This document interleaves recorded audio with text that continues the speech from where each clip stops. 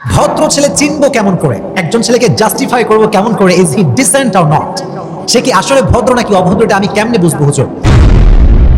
6 number, those who are decent boys always they will perform the salah in continuous process and they will recite the Quran in continuous process, that means in every single day. যারা ভদ্র ছেলে এরা always 5 ওয়াক্ত নামাজ বা জামাত আদায় করবে এবং প্রত্যেকটা দিন তারা কোরআন তেলাওয়াত করবে।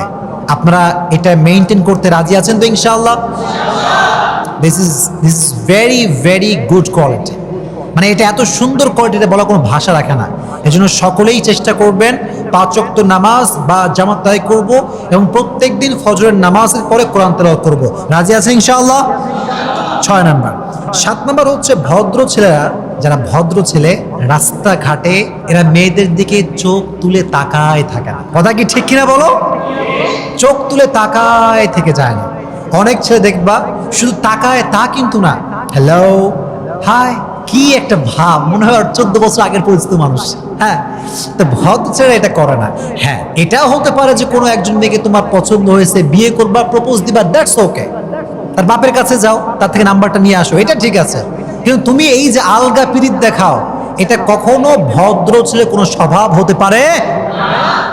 আর ভদ্র ছেলেরা কখনো রাস্তাতেও ডিস্টার্ব করে না, এরা ফেসবুক কিংবা মেসেঞ্জারে কোনো মেয়েকে মেসেজ দিয়েও ডিস্টার্ব করে না। কথা ঠিক কিনা বলেন?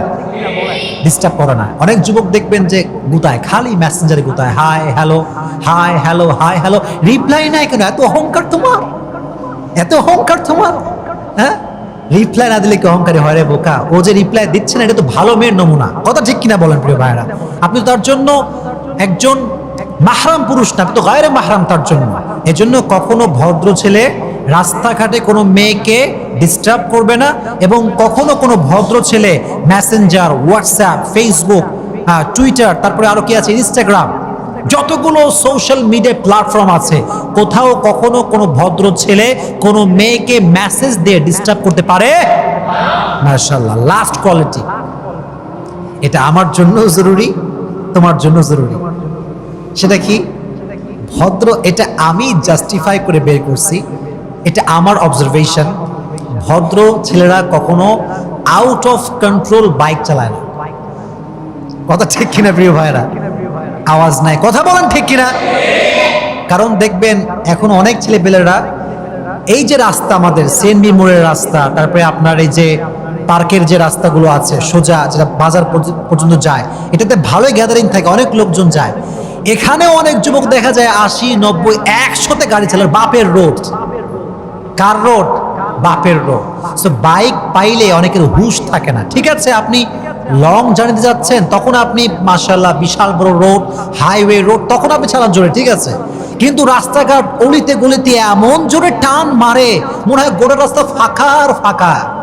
এটা ঠিক না। ভদ্র ছেলে যারা হবে তারা কখনো বাইককে আউট অফ কন্ট্রোল চালাবে না। আপনারা কখনো রাস্তাঘাটে বখাটের মতো বাইক চালাবেন না। পারা যাবে ইনশাআল্লাহ? হ্যাঁ, আমি কিন্তু বাইক চালাই।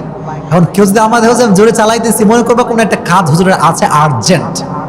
হ্যাঁ, তোমার যদি আর্জেন্ট থাকে তুমি একটু দ্রুত যাবা, বাকি বেশি দ্রুত করা যাবে না। কারণ রাসূল বলেছেন, আল আজালাতু মিনাশ শাইতান, এই দ্রুত কাজ করাটা মানুষের কাজ না, শয়তানের কাজ। সবাই বলেন নাউজুবিল্লাহ। এজন্য আল্লাহ রাব্বুল আলামিন যা যা বললাম এর বাইরে আরো অনেক কোয়ালিটি হতে পারে, but this is from my observation যা বললাম। আল্লাহ রাব্বুল আলামিন আমাদের সবাইকে ভদ্র ছেলের যে গুণগুলো আছে এটা মেইনটেইন করার তৌফিক দান করুক। আপনারা সকলেই পড়েন আমিন।